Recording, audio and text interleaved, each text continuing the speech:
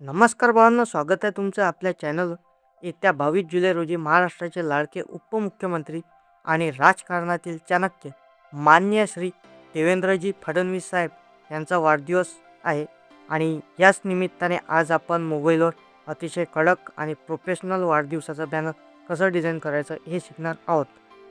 भावांनो, हे बॅनर बनवण्यासाठी मी जे काही PLP फाईल PNG मटेरियल वापरले आहेत सर्वांची लिंक मी खाली डिस्क्रिप्शन बॉक्समध्ये दिलेली आहे. तुम्ही तिथून ते अगदी फ्रीमध्ये डाउनलोड करू शकता. तर भावांनो, व्हिडिओ शेवटपर्यंत पहा, कारण सर्व मटेरियलचा पासवर्ड व्हिडिओमध्ये दिलेला आहे. तर भावांनो, चला आता व्हिडिओला सुरुवात करूया.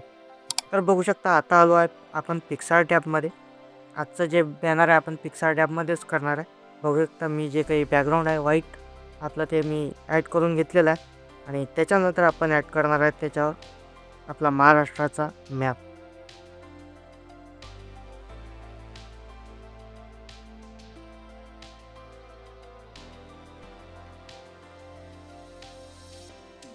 आपण ॲड फोटोमध्ये गेलो पण मी ॲड फोटो आपण ॲड केलेला आहे महाराष्ट्राचा मॅप. बघू शकता तुम्ही. केला सेट आणि केला आपण डन. नंतर आपण परत ॲड फोटोमध्ये गेलो बांधू.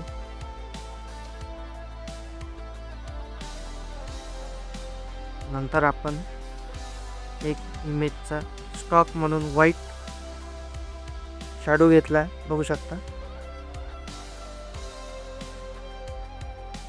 त्याला केला सेट आणि नंतर त्याच्यावर आपण साहेबांचा फोटो ॲड केलेला आहे, बघू शकता. त्याला आपण चांगल्या प्रकारे सेट डन.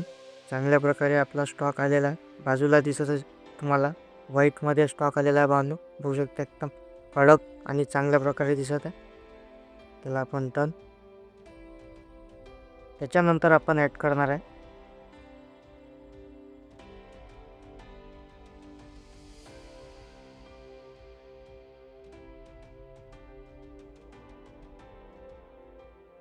महाराष्ट्राच्या राजकारणातील चाणक्य, बघू शकता तुम्ही.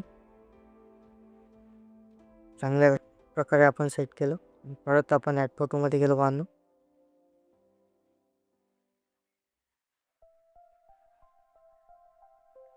आपण ॲड करणार आहे आता माननीय श्री देवेंद्रजी फडणवीस साहेब.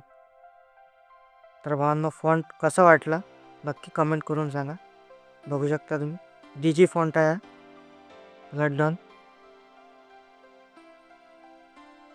डबल आपण ॲड फोटोमध्ये जाणार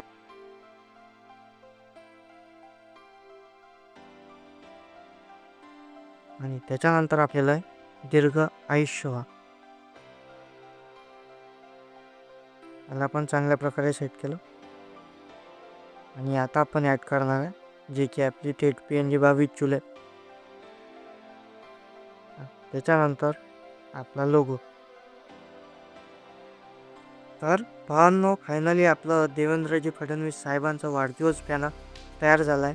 तुम्हाला हे डिझाईन कसं वाटलं हे मला कमेंट करून नक्की सांगा.